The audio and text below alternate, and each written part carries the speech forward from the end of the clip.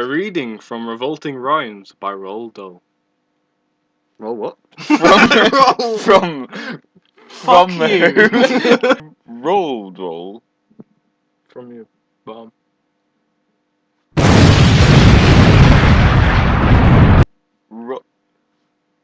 Roll.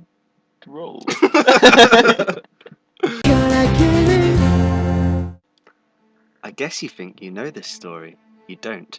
The real one's much more gory.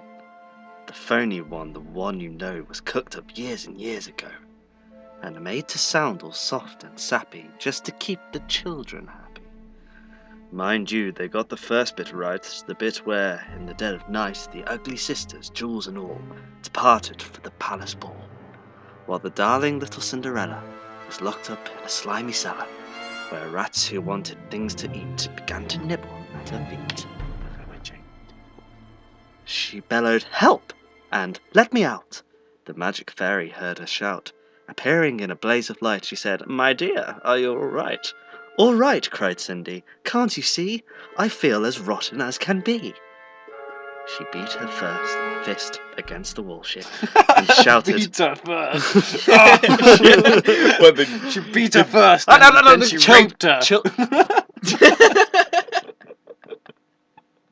Well, you and ruined. Cinderella Moved in and second. scene. I'll fucking carry on now, shall I? Interior: Cinderella's bondage cave. You guys are ruining. I'm sorry, Jake. You're ruining the Sorry. magic. Amazing! This is just like magic!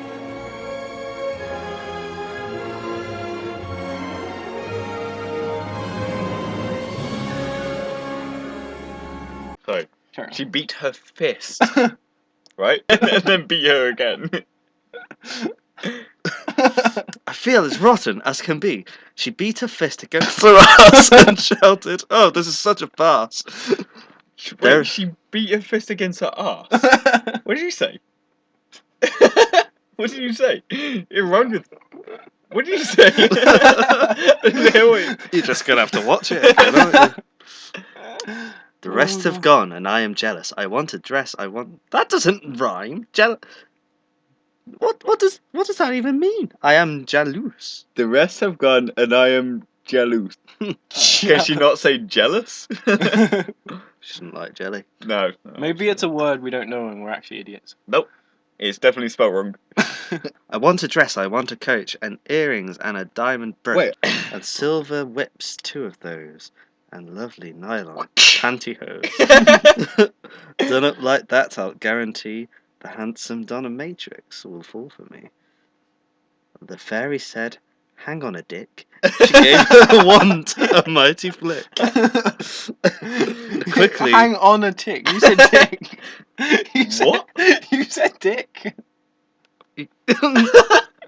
Dirty This is a mind. children's You story, said Pete. dick. This is a It children's says tick story. there, but you said dick. Can you let him continue, please, Pete? Did you say that? Fine. Where even was it? Dick.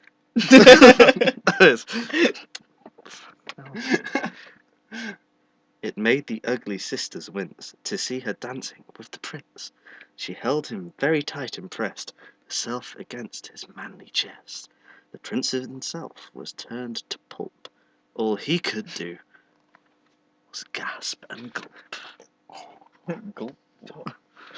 Then midnight struck. She shouted, "Feck! I've gone to run to save my neck." The prince cried, "No, alas, alack!" He grabbed her dress and gave her a smack. Cindy shouted, "Harder, harder!" The dress was ripped and thrown in the larder. She ran out in her underwear and lost one slipper on the stair. The prince was on it like a dart. He pressed it to his pounding cock. The girl that slipper fits, he cried. Tomorrow morn shall be my bride. I'll visit every house in town until I've tracked the maiden down. Then rather carelessly, I fear, he placed it on a crate of beer. Oh, what a lad! Let's on tour. At once one of the ugly sisters, the one whose face was blotched in blisters, sneaked up and grabbed the dainty hoe and quickly flushed it down the low. Then in its place she calmly put the slipper from her own left foot. Aha, you see, the plot grows thicker, and Cindy's luck starts looking thicker and thicker. Next day the prince went charging down to knock on all the doors in town.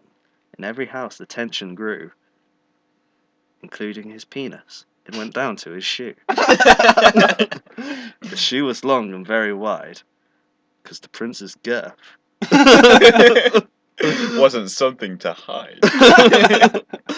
Also it smelled a wee bit icky. The owner's feet were hot and dicky. Why? Doesn't make sense. Hot and dicky. Hot and dicky. I don't. It's Roald Dahl. It's classic Roald Dahl. Dicky. Yes, thousands of eager people came. That was awkward. That was a fun night. To try it on, but all in vain. Now came the ugly sisters go. One tried it on, the prince screamed, "Oh no!" But she screamed, "Yes, it fits, whoopee! So now you've got to marry me." The prince went white from ear to ear. He muttered, "Let me out of here!" "Oh no, you don't, you made a vow. There's no way you can back out now." "Off with her head!" the prince roared back. They chopped it off, and he whacked one out.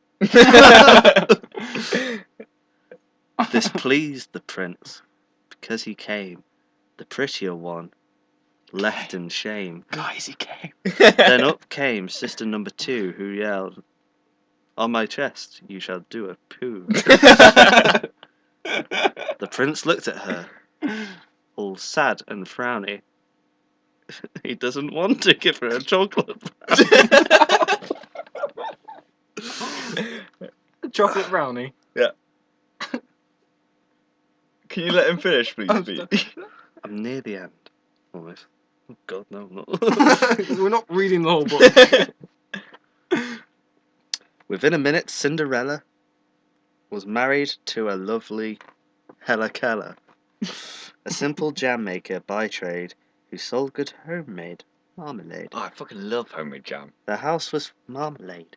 The Yes, house I think- was filled with smiles and laughter, and they were happy ever after. We're guys and we can look out for a guy like it. We're guys and we play games.